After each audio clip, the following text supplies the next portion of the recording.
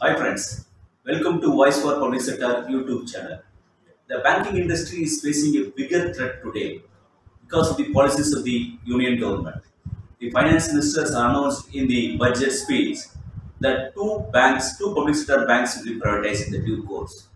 And they are going to propose a bill in the winter session which is called as the Banking Laws Amendment Bill, which is aimed at privatization of the two public sector banks as well as reducing the government stake from 51% to 26%. The bank employees are on war path. A bigger unity has come in banking sector. We have with us Comrade Murali Soundarajan, the President of All India Bank Officers Confederation, and also the General Secretary of IOB Officers Association. Welcome, Comrade Murali. Thank you. The banking industry is preparing for a bigger struggle on 16th and 17th. The rumors, the news that are coming in the newspaper, media, is that IOB is the banking bank which is going to be prioritized along with the CBA, Central Bank of India. How do you see this? As per the policy pronouncement made by the Government of India, they propose to put on sale, or rather popularly called privatization, two public sector banks to start with. Because as per the vision document of the Atmanirbhar published by the Government of India, they want to restrict in the critical sector the number of government undertakings to the range of 4 to 6. And they have identified banking as one of the sectors. So as such, these two will be to start with, and what we apprehend is it will be the beginning of the worst. As you rightly said, the names of the banks are being circulated by the media by rotation. And in fact, initially it was Bank of Maharashtra, IOB and Central Bank of India, and some time back it was Bank of India also. Now somebody says State Bank also might have the threat. So right now it is all unconfirmed news. But what we reliably learn is Niti Aayog has made a SWOT analysis of all the banking banks operating in the country and the public sector arena, and the threat is looming large on all of them. Nobody is safe. That is what we understand from the situation, and the government has not made up its mind. And the bill which you referred to in your inaugural speech is nothing but a legislative enabling feature, so that the impediments of the private towards their endeavor of privatizing the public sector banks is given a fillip, so that everything will become administrative at a later point of time. So it is an enabling provision, as you said, that the bill they are keeping it ready so that at any time they can sell the banking sector. But this itself is the biggest danger for the public sector banks, is it not? Yes, as you rightly said, once the parliamentary prerogative is not available to safeguard this well-nourished public institutions built over a period of time, there is every possibility that the bureaucracy may run riot by making use of the amended provisions of the law. And that is the reason why the United Forum of Bank Unions have set a program of action which is aimed at sensitizing the public towards impending danger of the move of the government in bringing this legislative amendment. In fact, what is worrying the banking unions also, the latest trend in the parliamentary democracy, that certain critical bills like insurance privatization, IDBI bank issue, they were all passed without any meaningful discussion, and the government is also not putting this critical bills to the select committee of the parliamentary panel as it was done in the past. Before 1969, there are hundreds of banks that existed in India. These banks were closed according to the whims and fancies. They did not serve the common people of this country. Only after nationalization, banks' services were available to the common people of the country. So if this is privatized again, the government wants to go back pre-1969 era.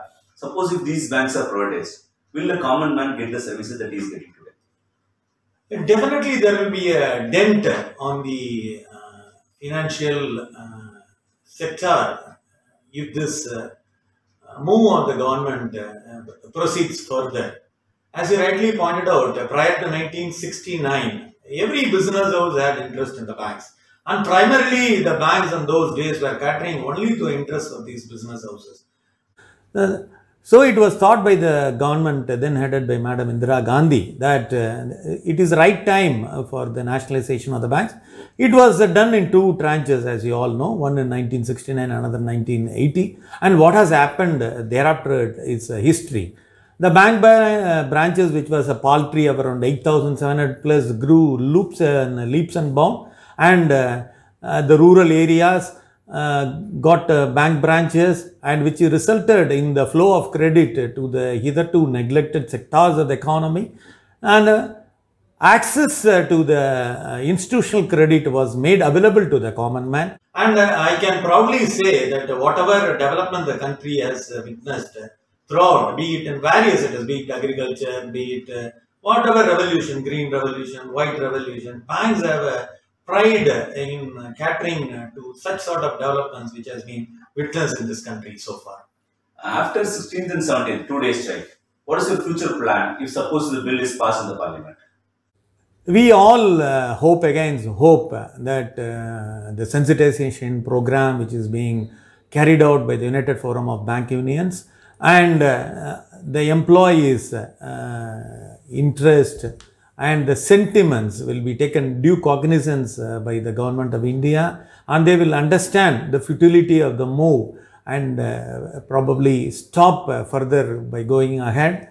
And studying the history, we also know that it is a long struggle and the journey has just begun. We at the United Forum of Bank Unions, after this conclusion of the 2-day strike, will take stock of further situation and devise further course of action. And because after these recent experience of the formulas, though it has been passed by the Parliament and approved by the President of India and giving acceding to the sentiments of the agitating farmers, the government did not hesitate to withdraw this bill. Probably we aim at that such scenario that it's a long fight, comrades. And we at the United Forum of Bank Unions are determined to carry it further till it reaches a logical conclusion. In the 16th and 17th 2-day strike, whether any private banks are also participating in this strike? All India Bank Officers Confederation and similarly NCB and other unions, they have unions operating in the private sector also, being affiliated to them. They are also a part of that because the objective and for which the strike had been called for, though they are operating in the private sector, they are also part of this grandeur plan of action. They also participate. One final question, comrade. The youngsters who have joined the banking sector in the last 10 years, they are very much worried about this banking amendment bill because it is privatized, because they have quit the lucrative jobs from IT sector and other things and joined this industry. So their job is in peril now. So what is that you want to tell to these youngsters? I always hold a view that having inherited the legacy of the public sector, it is a duty of every one of us to preserve the legacy and pass the pattern of the rich legacy to the next generation. As you rightly said, today around 70% of the bank employees in the country, in the public sector, different cadres, be it clerks, be it officers, they are all technical graduates. Many of them are graduates in engineering, and as you also rightly said, they have reneged the careers in the lucrative private sector and lured by the regulated working environment which the public sector banks were offering, and in the earnest desire of nation building. Because as a bank employee, we proudly claim we are a part of the nation building exercise, and probably to take part in that pride, they have joined the ranks of the public sector banks.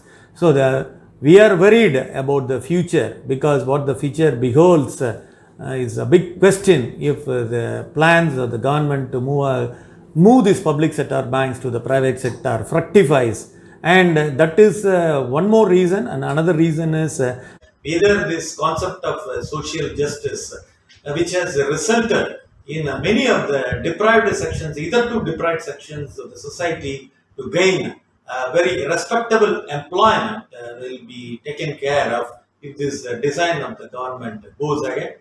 And with this purpose also, this is one of the agenda items also. In fact, when we discuss about the perils of the privatization, the go by to the social reforms which has been brought into this country, that is one of the factors agitating the minds of the trade unionists of the country. Thank you, comrade. Thank you very much. On behalf of Voice for Public Sector, we wish you your struggle a great success. I also wish you all the best for your Roman service and spreading the message. Thank you. Thank you.